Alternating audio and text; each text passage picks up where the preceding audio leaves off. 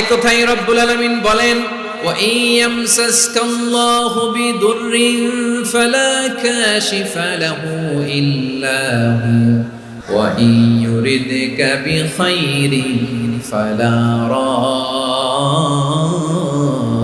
لِفَضْلِهِ يُصِيبُ بِهِ مَن يَشَاءُ مِنْ عِبَادِهِ وَهُوَ الْغَفُورُ الرَّحِيمُ আল্লাহু আকবার।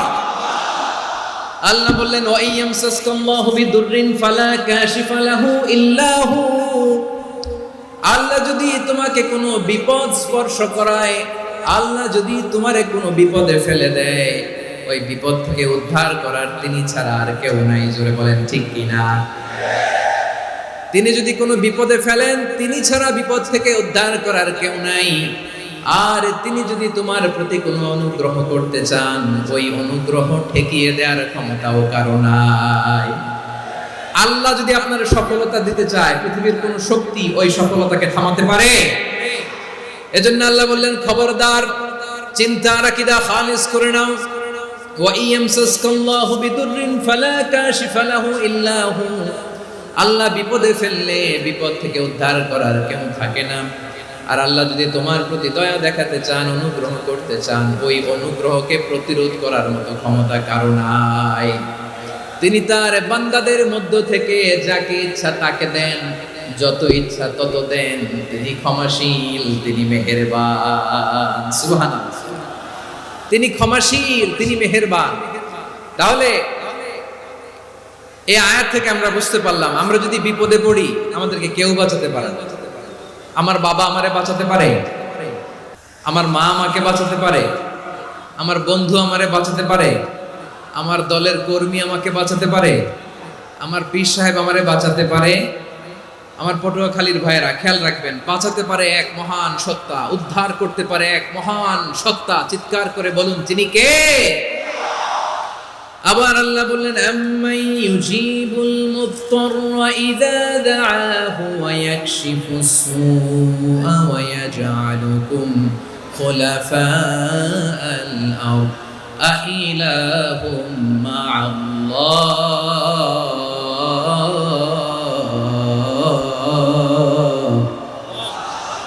ক্বালিলাম মা তাযাক্কারুন। রব্বুল আলামিন বলেন, বিপদে পড়ে কাতর কণ্ঠে চিন্তাগ্রস্ত হয়ে যখন কেউ ফরিয়াদি হয়ে আল্লাহর ডাকে হাত তোলে, তখন এই ব্যক্তির ডাকে সাড়া দেয় কে? বিপন্ন অবস্থায় আপনি যখন কেঁদে কেঁদে হাত তুলে আপনার দুঃখের কথা জানান, আপনি যখন ডাকেন তারে, তখন আপনার ডাকে সাড়া দেয় কে? আল্লাহ বলে, আমি সাড়া দেই। তোমাদের বিপদকে মুক্ত করে দেয় কে? ওই আল্লাহর সাথে কোন উপাস্য আছে নাকি? কিন্তু খুব অল্প সংখ্যক লোকই তোমরা উপদেশ গ্রহণ করো। কথাটা কার? তাহলে বিপন্ন মানবতা যখন কাঁদে, মানুষ যখন বিপদে পড়ে নিরুপায় হয়ে ফরিয়াদ করে, তার ডাক শোনার কেউ নাই একজন ছাড়া। চিল্লায় বলেন তো, তিনি কে? এজন্য আমরা ফরিয়াদের হাত কার দিকে তুলব? এবং খেয়াল রাখতে হবে, মাথার সাথে সেট করে নিতে হবে, আল্লাহ ছাড়া আমাকে উদ্ধার করার কেউ নাই। এই পৃথিবীতে কেউ আপন না। প্রিয় ভাই, বিপদে পড়লে বোঝা যায় কেউ আপন না। আপন শুধু একজন মহান সত্তা, তিনি কে? বিপদে আপদে কেউ আমাদের বাঁচাতে পারে না, তরাতে পারে না, মুক্তি দিতে পারে না, উদ্ধার করতে পারে না, একমাত্র আমার প্রভু ছাড়া, আল্লাহ ছাড়া। চিল্লায় বলেন ঠিক কিনা? মাথার সাথে এটা সেট করে নিতে হবে যে আমাদের পুরো জীবনটাই পরীক্ষা। The life is a test. পুরো জীবনটাই পরীক্ষা। এই জীবনে বিপদ আসবে, আপদ আসবে, পরীক্ষা আসবে, সবার জীবনে এটা থাকে। এক একজনের পরীক্ষা এক এক রকম। আমার পরীক্ষা একরকম, মাসুদ ভাইয়ের পরীক্ষা একরকম, চৌধুরী সাহেবের পরীক্ষা একরকম, আপনার পরীক্ষা একরকম, ওনার পরীক্ষা আবার আরেক রকম। পুরো পৃথিবীটাই পরীক্ষা ক্ষেত্র, সবাই পরীক্ষা দিচ্ছি, কিন্তু কারো পরীক্ষা প্রশ্নের সাথে কারোটার মিল নাই। সুবহানাল্লাহ পড়বেন না? পুরোটাই পরীক্ষা ক্ষেত্র, সবাই পরীক্ষার্থী, কিন্তু প্রশ্নপত্র একটার সাথে আরেকটা মিলে না। One doesn't match the other. একজনেরটার সাথে আরেকজনেরটা মিলে না। কাউকে আল্লাহ তাআলা ধনী বানিয়ে পরীক্ষা করেন, আবার কাউকে আল্লাহ তাআলা গরিব বানিয়ে পরীক্ষা করেন, কাউকে আল্লাহ অসুস্থ বানিয়ে পরীক্ষা করেন। কেউ দেখবেন যে দুরারোগ্য ব্যাধিতে আক্রান্ত, ডাক্তার বলেছে আর সময় নাই, দুরারোগ্য ব্যাধি ক্যান্সার, যার নেই কোনো অ্যান্সার, তার জন্য পরীক্ষা হচ্ছে এই রোগ। আরেক লোক দেখবেন তার আবার রোগ বালাই নাই, মাশাআল্লাহ, তাকে আল্লাহ তাআলা আর্থিক দৈন্যতা, দারিদ্রতা দিয়ে পরীক্ষা করছেন। এরকম আছে না নাই? টাকা পয়সা নাই, দিন আনে দিন খায়, যা আছে তাতে চলে না, এটা তার জন্য পরীক্ষা। আবার আরেক শ্রেণীর লোক দেখবেন তাকে আল্লাহ অসুস্থতাও দেয় নাই, দারিদ্রতাও দেয় নাই, তার দাম্পত্য জীবনের সমস্যা, স্ত্রী কথা শোনে না অথবা ছেলে মেয়ে কথা শোনে না। তাহলে পরীক্ষা সবার জীবনে আছে, এক একজনের পরীক্ষাটা এক এক রকম। আল্লাহ তাআলা দেখতে চায় যে এই পরীক্ষার সময় আমরা কিরকম রেসপন্স করব, how to deal with the test, কিভাবে এই বিপদ আপদ পরীক্ষাগুলোকে আমরা হ্যান্ডেল করব, ডিল করব, এটা হচ্ছে আজকের আলোচনার বিষয়। আমার প্রিয় ভাইয়েরা, তাহলে পরীক্ষাময় আমাদের জীবন, বিপদ আপদ পরীক্ষা, এটা মানুষের পিছু ছাড়ে না, সবার জীবনে পরীক্ষা আছে। নবীদের জীবনেও পরীক্ষা ছিল। সাহাবারা জিজ্ঞেস করেছেন, ইয়া রাসূলুল্লাহ, আইয়ুন নাসি আশাদ্দু বালাআন ফিদ দুনিয়া, এই দুনিয়ার বুকে কাদের পরীক্ষা সবচেয়ে বেশি? বিশ্বনবী বলেছেন, আল আম্বিয়া, এই পৃথিবীতে সবচেয়ে বেশি পরীক্ষা আল্লাহ তাআলা নিয়ে থাকেন নবীদের। কাদের? নবীদের। সুম্মাল আমসাল ফাল আমসাল, এরপরে নবীদের পরের স্তরে যারা, তাদের পরীক্ষা। এরপরে তাদের পরের স্তরে যারা, তাদের পরীক্ষা। সিদ্দিকিনদের, শুহাদাদের, সালিহিনদের, আল্লাহওয়ালাদের, যার ঈমান যত মজবুত তার জীবনে পরীক্ষাও তত বেশি। চিল্লায় বলেন ঠিক কিনা? তাহলে মুমিনরা, বিশ্বাসীরা, আমরা কি পরীক্ষা বিপদ আপদে ভয় পাই? না, মুমিনরা বিপদে ভয় পায় না, তারা হতাশ হয় না, সুবহানাল্লাহ, তারা নিরাশ হয় না। বিশ্বাসীরা হাল ছেড়ে দেয় না, তারা ভরসা রাখে একজনের উপর। চিল্লায় বলতে হবে তিনি কে? কারণ মুমিন জানে the grief isn't permanent, the test isn't permanent, the struggle in our life isn't permanent. আমাদের জীবনের দুঃখ, কষ্ট, স্ট্রাগল, এগুলো পার্মানেন্ট নয়। After every difficulties there is an ease. সব কষ্টের পরেই একটা সুখ আছে না নাই? রব্বুল আলামিন বলেন, ফা ইন্না মাআল উসরি ইউসরা, ইন্না মাআল উসরি ইউসরা, ভয় পেও না, চিন্তা করো না, কষ্টের সাথেই আমি রেখে দিয়েছি স্বস্তি। সুবহানাল্লাহ বলেন। মুমিন জীবনে বিপদ যত বেশি, কষ্ট যত বেশি, তার সামনে সফলতা তার চেয়েও বেশি। কারণ বিশ্বাসীরা জানে রাত্রি যত গভীর হয়, সুবহে সাদিকের সময় তত আগাতে থাকে। গর্ভবতী নারীর পেটের ব্যথা যত বাড়তে থাকে, ঘরে নতুন মেহমান আগমনের সময় ঘনাতে থাকে। মুমিনদের উপর বিপদ, অত্যাচার, আপদ, পরীক্ষা যত বাড়তে থাকে, কালেমার পতাকা উড্ডয়নের সময় কাছে আসতে থাকে। বিশ্বাসীদের এগুলো হিসাব মিলানো অনেক আগে, এগুলো অনেক আগে হিসাব মিলানো।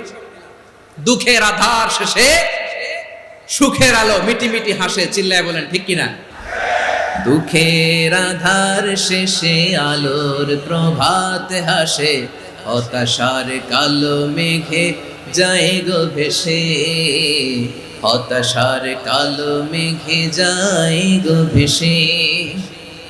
দুঃখের আধার শেষে আলোর প্রভাত হাসে, হতাশার কালো মেঘে যায় গো ভেসে, হতাশার কালো মেঘে যায় গো ভেসে।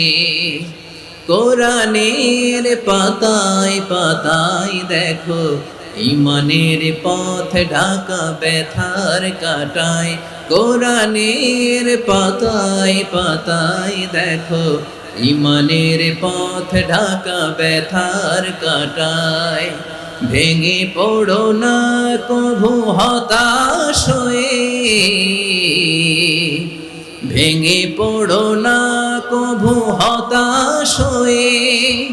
জ্বলে পুড়ে খাঁটি সোনা হগো শেষে, জ্বলে পুড়ে খাঁটি সোনা হগো শেষে।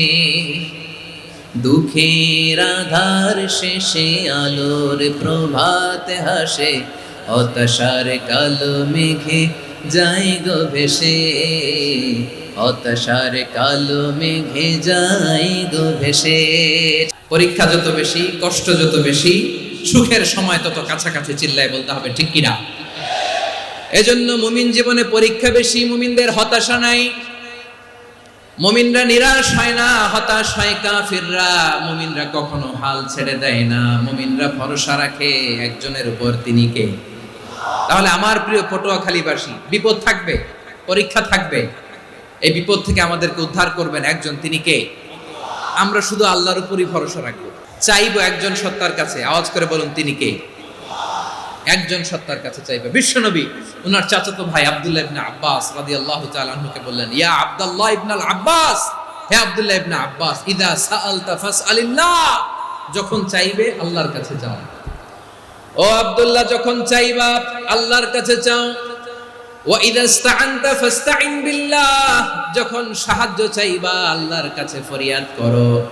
জেনে রেখো ও আব্দুল্লাহ, ওয়া'লাম আন্নাল উম্মাতা লাউ ইজতামাআত আলা আন ইয়ানফাউকা বিশাইইন লাম ইয়ানফাউকা ইল্লা বিশাইইন ক্বাদ কাতাবাহু আল্লাহু লাক। ও আব্দুল্লাহ, জেনে রেখো, মনে রেখো, গোটা বিশ্বের সবাই মিলে যদি তোমার উপকার করতে চায়, ততটুকুই তারা করতে পারবে যতটুকু আল্লাহ তোমার নসিবে সেটা লিখে রেখেছে। ঠিক কিনা বলেন? আর যদি গোটা বিশ্বের সবাই মিলে তোমার বিরুদ্ধে কনস্পাইরেসি করে, ষড়যন্ত্র করে, গোটা বিশ্বের সবাই মিলেও যদি তোমার ক্ষতি করতে চায়, ততটুকুই শুধু পারবে যেটা আল্লাহ তোমার জন্য বরাদ্দ রেখেছে। যতটুকু আল্লাহ তাআলা তোমার জন্য বরাদ্দ রেখেছে অতটুকুই ক্ষতি করতে পারবে, আর এক চুল বেশিও করতে পারবে না, কমও করতে পারবে না। চিল্লায় বলেন ঠিক কিনা? এজন্য আমরা চাইবো কার কাছে? সব সময় আমরা আল্লাহর কাছে চাইবো, বিপদে আপদে, সুখে দুঃখে, সচ্ছল অবস্থায় অসচ্ছল অবস্থায়, পরাজয়ের সময় বিজয়ের সময়, সব সময় আমরা ভরসা রাখবো কার উপর? সবাই বলুন। একদল লোক আছে যারা বিপদে পড়লে আল্লাহরে ডাকে, বিপদ আসলে আল্লাহরে ডাকে, বিপদ নাই আল্লাহও নাই। বিপদে পড়লে নামাজ পড়ে, বিপদও নাই নামাজও নাই। বিপদে পড়লে জিকির করে, বিপদ যখন চলে যায় ওদের জিকিরও বন্ধ হয়ে যায়। এরকম আছে না নাই? কিছু লোক দেখবেন পরীক্ষা আসলে নামাজ পড়ে, দেখবেন পরীক্ষার সময় নামাজ পড়ে, পরীক্ষাও নাই নামাজও আছে। এরকম কিছু লোক আছে অসুস্থ হলে আল্লাহরে বড্ড ভালোবাসে, আল্লাহরে খুব ডাকে। অসুস্থ হইলে, অসুস্থতাও নাই, আল্লাহ স্মরণও নাই। দেখবেন কিছু লোক নির্বাচন আসলে খুব আল্লাহওয়ালা হয়ে যায়, তখন দেখবেন মাথার মধ্যে হেজাব লাগায়, পাঞ্জাবি লাগায়, আল্লাহওয়ালা হয়ে যায়। নির্বাচনও নাই, এরপরে আল্লাহর কথাও নাই। আছে না নাই? না, এরকম হওয়া যাবে না। সব সময় আমরা আল্লাহরে ডাকবো, বিপদে আপদে সব সময় ভরসা রাখবো আমরা একজনের উপর। আওয়াজ করে বলেন, তিনি কে? এ কথায় আল্লাহ তাআলা আমাদের চোখে আঙ্গুল দিয়ে জানিয়ে দিলেন, ফাইদা রাকিবু ফিল ফুলকি দা'আবুল্লাহা মুখলিসিনা লাহুদ্দিন ফালাম্মা নাজ্জাহুম ইলাল বাররি ইযা হুম ইউশরিকুন। আল্লাহ বলে একদল লোক আছে, তারা যখন নৌযানে চড়ে, জলযানে চড়ে, সাগরের মধ্যে যখন জাহাজে চড়ে, লঞ্চে চড়ে, তারা যখন তুফানের সম্মুখীন হয়, তখন তারা আল্লাহরে বড্ড বেশি ডাকে, একান্ত ভাবে ডাকে, বিশুদ্ধ চিত্তে ডাকে। আবার তুফান থেকে তাদেরকে সেফ জোনে নিয়ে, নিরাপদ জোনে নিয়ে যখন বন্দরে আমি আল্লাহ তাদেরকে ভিড়িয়ে দেই, ওই লোকগুলো আবার আমি আল্লাহর সাথে শিরিক করে। এরকম আছে না নাই? জাহাজে উঠছে, সাগরের মাঝখানে তুফান, ওই সময় দেখবেন আল্লাহ কারে কয়। এই কথা তো আপনাদেরকে বোঝানো সহজ, আপনারা তো নদীর দেশের মানুষ। আচ্ছা, লঞ্চে উঠে তুফানের সম্মুখীন হয়েছেন, জলোচ্ছ্বাস, সবাই, আমার বলার দরকার নাই, বলেন, মাঝ নদী, তুফান, জলোচ্ছ্বাস, জলের মধ্যে উচ্ছ্বাস, ঢেউ, টর্নেডো, সাইক্লোন, মেঘের ঘন ঘটা, পরিবেশ ঘুটঘুটে অন্ধকার, লঞ্চ একবার এদিকে আরেকবার ওইদিকে, ভিতরে কি অবস্থা হয় বলেন তো? তখন মুসলিম আল্লাহর ডাকে, হিন্দু আল্লাহর ডাকে, ঠিক কিনা বলেন? আস্তিক আল্লাহরে ডাকে, নাস্তিক আল্লাহরে ডাকে, ঠিক কি না? লঞ্চের ভেতর, স্টিমারের ভেতর কান্নারে রোল পড়ে যায়, চিৎকারের রোল পড়ে যায়, সবার মুখ দিয়ে শুধু একটা আওয়াজ, লা ইলাহা লা ইলাহা লা ইলাহা সুবহানাল্লাহ আলহামদুলিল্লাহ লা ইলাহা। আল্লাহ নামের জিকির করবে যারা, আল্লাহর কাছে প্রিয় তারা, আল্লাহর কাছে প্রিয় যারা, জান্নাতে প্রবেশ করবে তারা, জোরে লা ইলাহা লা ইলাহা ইল্লাল্লাহ লা ইলাহা ইল্লাল্লাহ মুহাম্মাদুর রাসূলুল্লাহ সাল্লাল্লাহু আলাইহি ওয়াসাল্লাম। আমার প্রিয় পটুয়াখালীবাসী, তাহলে লঞ্চের ভেতরে যখন আমরা তুফানের মধ্যে পড়ি, তখন সবাই মিলে আমরা একটা নামের জিকির করি। নামটা কার? মুসলমানেরাও ডাকে, হিন্দুরাও ডাকে, আস্তিকও ডাকে, নাস্তিকও ডাকে, সবাই ডাকে একজনকে। তিনি কে? আবার দেখবেন ওই আল্লাহ তুফানের পরে, ঝড়ের পরে ওই লঞ্চটাকে যখন সদর ঘাটে ফিরিয়ে দেয়, আবার আমরা নাফরমানি শুরু করে দেই। সে কোথায় আল্লাহ বললেন, ফাইদা রাকিবু ফিল ফুলকি দা'আল্লাহ মুখলিসিনা লাহুদ্দিন ফালাম্মা নাজ্জাহুম ইলাল বাররি ইযা হুম ইউশরিকুন। সাগরে যখন তুফানে পড়ে আমি আল্লাহর ডাকে, আবার আমি আল্লাহ যখন বাঁচিয়ে দেই, আবার আমি আল্লাহর সাথে শিরিক শুরু করে। আমরা কি এরকম হতে চাই নাকি? বিমানের মধ্যে মাঝে মাঝে দেখবেন যে এয়ার টার্বুলেন্স হয়, জানেন? এয়ার টার্বুলেন্স জানেন তো? মাঝে মাঝে বিমানটা বাউন্সিং করে, বাম্পি, ভেরি বাম্পি ওয়েদার। শোনেন নাই? 40,000 ফিট উপরে যখন থাকে, তখন পাইলট মাঝে মাঝে বলে, dear passengers, ladies and gentleman, right now we are flying 40,000 feet above the ground and we are passing very air turbulence, very heavy air turbulence right now. Please fasten your seat belts. দেখবেন মাঝে মাঝে বলে যে, ভদ্র মহিলা, ভদ্র মহোদয়গণ, আমরা 40,000 ফিট উপর দিয়ে যাচ্ছি আর এয়ার টার্বুলেন্স ফেস করছি, মেহেরবানি করে আল্লাহর রাস্তে সিট বেল্ট বাঁধুন। তখন বিমানটা এরকম বাউন্সিং করে, শেকিং করে। আপনারা মুখোমুখি হয়েছেন? ইদানিং এই এয়ার টার্বুলেন্স বেড়ে গিয়েছে। গত বছর আমার ইন্টারন্যাশনাল অনেকগুলো ফ্লাইট ছিল, তো আমি দেখলাম যে আগের ফ্লাইটগুলোর তুলনায় এখন এয়ার টার্বুলেন্স খুব বেশি।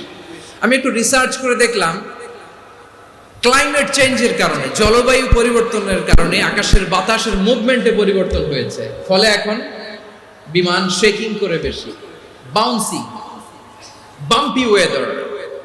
তো বলেন তো, 40,000 ফিট উপরে যখন আপনি, কয় হাজার ফিট? 40,000 ফিট উপরে যখন আপনি, তখন যখন বিমানটা এরকম বাউন্সিং করে, সবাই যখন ভমিটিং করে বিমান নষ্ট করে দেয়, বমি করে, তখন বাঁচানোর কে আছে আল্লাহ ছাড়া? কেউ আছে? ওই মুহূর্তেও সবাই মিলে একজনের ডাকে আওয়াজ করে বলেন, তিনি কে? মাঝে মাঝে কিছু সোশ্যাল মিডিয়ায় কিছু ভিডিও পাওয়া যায় যে হেভি যখন এয়ার টার্বুলেন্স হয়, 10 সেকেন্ড 15 সেকেন্ডের কিছু ভিডিও পাওয়া যায়, বিমানটা এরকম বাউন্সিং করছে, বাম্পি ওয়েদার, কাঁপছে, মানুষগুলো বমি করছে, অক্সিজেন মাস্কগুলো সব ঝুলে পড়েছে, বিমানটা শুধু কাঁপছে। তখন দেখবেন বিমানের ভেতরেও এরকম লঞ্চের মতো চিৎকার আছে না নাই? বিমানের ভেতরেও তখন চিৎকার। গত বছর হিথ্রো এয়ারপোর্ট থেকে সিঙ্গাপুর এয়ারলাইন্সের একটা ফ্লাইট, হিথ্রো টু চাঙ্গি, একটা ফ্লাইটে এমন বেশি এয়ার টার্বুলেন্সের শিকার হয়েছিল ওই এয়ারক্রাফটটা, 33 জন যাত্রী সেখানে আহত হয়েছে, একজন যাত্রী নিহত হয়েছে। কেবিন ক্রুজ, এয়ার হোস্টেস যারা আছে, একজনের নাক ফেটে, চোখ ফেটে, কপাল ফেটে, ব্লিডিং হয়ে শয়লা। প্রিয় ভাইয়েরা, 40,000 ফিট উপরে বিমানটা যখন কাঁপবে, তখন আমাদেরকে আল্লাহ ছাড়া আর কেউ বাঁচানোর আছে? এত আস্তে বললে হবে? ওই কঠিন মুহূর্তে আমার বাবা আমারে বাঁচাতে পারে, আমার বন্ধু আমারে বাঁচাতে পারে, এই গ্রাউন্ডে জমিনের বুকে আমার প্রোটোকল, আমার ক্ষমতা, আমার দাম্ভিকতা কোনো কিছু আমারে বাঁচাতে পারে একজন ছাড়া। চিল্লায় বলতে হবে তিনি কে? সে আল্লাহ বললেন, গোলাম আমি বিপদের সময় ঠিকই তোমাদের বাঁচিয়ে দেই। ওই বিমানের ভেতরে 40,000 ফিট উপরে যখন তোমরা এয়ার টার্বুলেন্সের শিকার হও, তখন নাস্তিকও আল্লাহরে ডাকে, হিন্দু আল্লাহরে ডাকে। জোরে বলেন ঠিক কিনা? আবার বিমানটা যখন শান্ত হয়ে যায়, একটু পরেই বিমানের স্ক্রিনের মধ্যে হিন্দি সিনেমা খোঁজে। বিমানের স্ক্রিনে কিন্তু বিশাল ওখানে আফলাম ফিল্মের একেবারে বোঝাই করা। বিমানটা শান্ত হলে আবার হিন্দি সিনেমা দেখা শুরু করে। একটু আগে ডাকছিল কারে? দেখবেন বাংলাদেশে আমাদের ক্রিকেটাররা যখন অন্য কোনো দেশের সাথে খেলে, অনেক সময় এমন হয় বল বাকি একটা, রান দরকার 6টা। বল বাকি কয়টা? রান দরকার। আপনি দেখবেন ক্যামেরাম্যান তখন গ্যালারিতে খালি দেখায় দর্শকদের যে কি অস্থিরতা। হিপ হপ স্টাইলের মেয়েটা, যে মেয়েটার ওড়না এতক্ষণ ছিল গলায়, এতক্ষণ কই ছিল, ওই মেয়েটা দেখবেন ওড়নাটা টেনে মাথায় দিয়ে এরকম মুনাজাত ধরতেছে, আল্লাহ আল্লাহ, একটা সক্কা, আল্লাহ আল্লাহ, আমার লাল সবুজের পতাকারে তুমি অপমানিত কইরো না আল্লাহ, ইন্ডিয়ার সাথে আমাদের খেলা, আল্লাহ আল্লাহ, একটা সক্কা, একটা একটা। পুরো খেলা জুড়ে এই মেয়ের ওড়না ছিল গলায়, কিন্তু যখন 1 বলে 6 রান দরকার, ওড়না চলে আসছে কোথায়? মাথায়। আবার মুনাজাত আছে না নেই?